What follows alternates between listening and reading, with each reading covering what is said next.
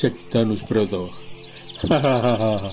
Pakaian dan jemuran yang ditinggalkan begitu saja oleh pemilik rumah yang dilanda peperangan, maka aku ambil beberapa helai, mungkin cocok untuk kalian agar tidak menimbulkan syak wasangka nantinya di dalam penyamaran. Kemudian beberapa helai pakaian diserahkan kepada kakak beradik yang cukup lama menunggu, ternyata pas. Tidak lama kemudian datang Boy Gatot, layaknya petani yang kali ini tidak membawa sarung tinju sebagaimana biasanya, untuk menghindari kecurigaan masuk di wilayah yang ia belum kenali, sambil membawa bungkusan bersih beberapa potong pakaian, juga buah-buahan layak makan. Disusul oleh Taat Sugiwo dan Hambali yang juga berpakaian petani, yang pergi berdua dan kembali bersama-sama juga. Setelah lihat sore itu dirasa cukup, segera Danus Broto mengawali pembicaraan. Jack Danus Broto, Yos dan Diana, beri laporanmu beberapa hari lalu agar semua mengetahui situasi di mana sesungguhnya kita berada dan apa yang harus kita lakukan ke depan. Yoseko, Jack, yang aku ketahui dari pengalaman kemarin bahwa kita berada di bumi Atlantikana di wilayah Pucang Lamban yang sedang diperangi oleh kepala suku Rangkoko. Yang terluka kami tolong berdua kemarin adalah putrinya, sementara ibunya meninggal dalam peperangan dan ayahnya menyerah.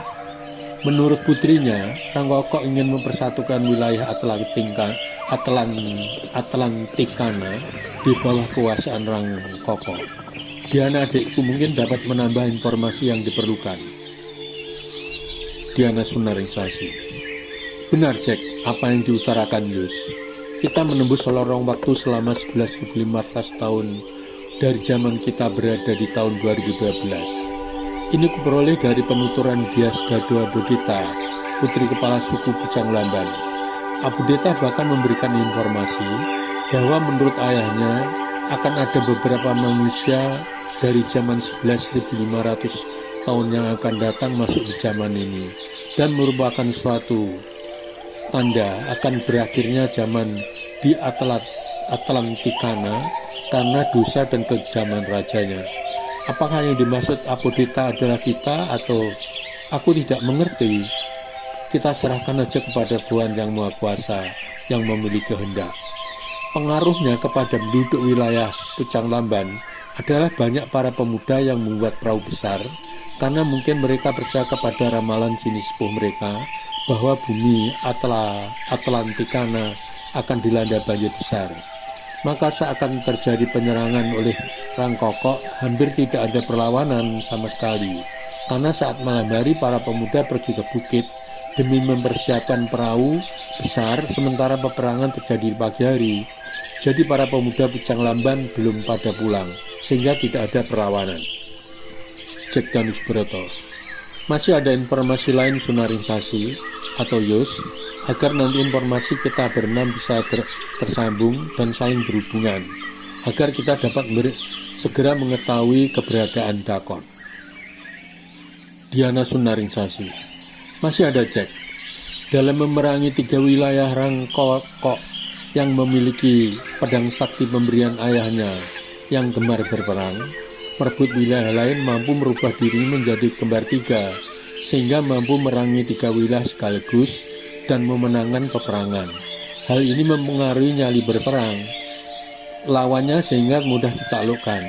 Aku rasa informasi dariku sudah cukup. Nanti kalau ada yang kurang bisa aku tambahkan. Jack Danus Broto. Informasi dari Yus dan Sunaringsasi sungguh menarik, namun belum cukup untuk menyimpulkan keberadaan Dakon ada di mana. Selanjutnya, Boy, apa yang telah Boy dapatkan selama 3 hari menjelajah wilayah yang belum Boy kenali? Boy Gard Prawoto Sunarti. Wah, kita nembus lorong waktu 11.500 tahun layaknya bertamasya aja ya. Begini Jack, selama penjelajahanku, yang kudapatkan adalah pakaian yang kuambil dari jemuran yang ditinggalkan para pemiliknya. Karena berkecamuknya perang yang terjadi seperti yang diutarakan Sunaringsasi tadi, agar penyamaranku tidak menimbulkan syak wasangka, bahkan aku bisa terangkap oleh yang lagi berperang. Maka aku menyamar sebagai penduduk lokal seperti petani. Dan lebih penting, yang aku dapatkan informasi adalah bahwa kepala suku Pucang Lamban telah dihukum oleh Raja Rangkokok menjadi manusia berkepala sapi layaknya lembu suro dalam pemayang kita. Bukan hanya kepala suku saja, tetapi mereka yang kalah perang juga tidak luput dari hukuman. Sekian banyaknya prajurit jadikan manusia berkepala kambing. Mereka semua dikembalikan kepada keluarganya agar dijadikan pelajaran. Siapa yang menentang Raja Rangkokok mendapat hukuman dan harus mengakui Raja Rangkokok adalah raja yang agung, dewa sesembahan rakyat bumi Atlantikana, keturunan dewa matahari. Rasanya informasiku sudah cukup. Jack Danus berkata, "Oke, terima kasih boy. Sekarang Taat Sugriwa dan Hambali. Apa yang kalian dapatkan berdua?" Hambali, "Sepertinya hampir mirip Jack dengan informasi yang didapat dari boy. Hanya saja kepala suku Kebonggaru dihukum menjadi manusia berkepala kerbau. Supaya mirip dengan keberadaan wilayahnya yang bernama Kebonggaru. Kebo ya kerbau. Layaknya mahasiswa suro dalam pewayangan kita, manusia berkepala kerbau. Juga para prajurit yang sudah menyerah dihukum menjadi manusia berkepala kambing, seperti prajurit Pucang Lamban, yang juga dihukum menjadi manusia berkepala kambing. Jadi sama persis. Semua yang dihukum dikembalikan kepada keluarganya. Rasanya informasi yang aku dapatkan sudah cukup." Jack Danus berkata, "Ada tambahan barangkali dari Taat Sugriwa?"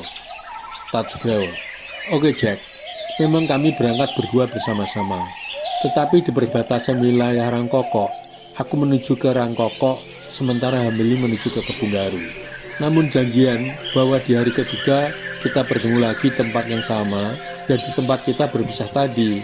Informasi yang dapat aku gali dari pengamatanku bahwa wilayah Rangkokok yang dipimpin oleh Raja Rangkokok sangat maju di bidang industri pertanian karena energi listrik sudah digunakan, sementara di tempat lain belum mengenalnya, sehingga di saat malam hari sangat terang walaupun terbatas dalam kota.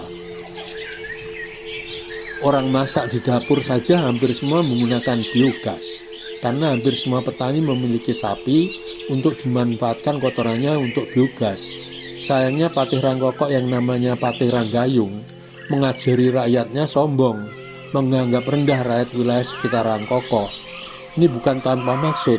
Tujuannya sesungguhnya adalah Patih Ranggayung ingin berkuasa menjadi patih seumur hidup dan ingin hidup kekal abadi dengan berbagai cara.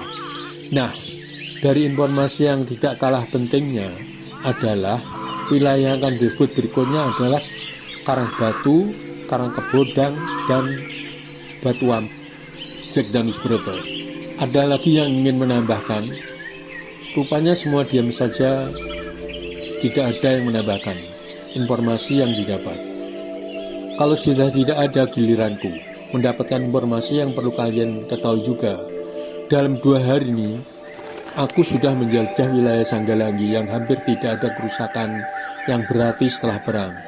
Menurut informasi yang aku peroleh, kepala suku Sanggalangi yang memiliki garis keturunan dengan Raja Rangkokok menyerah tanpa perlawanan dan kedudukannya dipulihkan tetap sebagai kepala suku, hanya saja tunduk di bawah kekuasaan Rangkokok.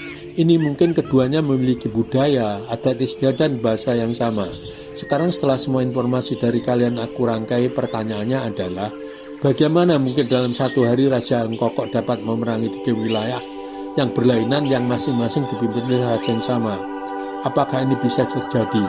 Bagaimana menurut pendapat kalian?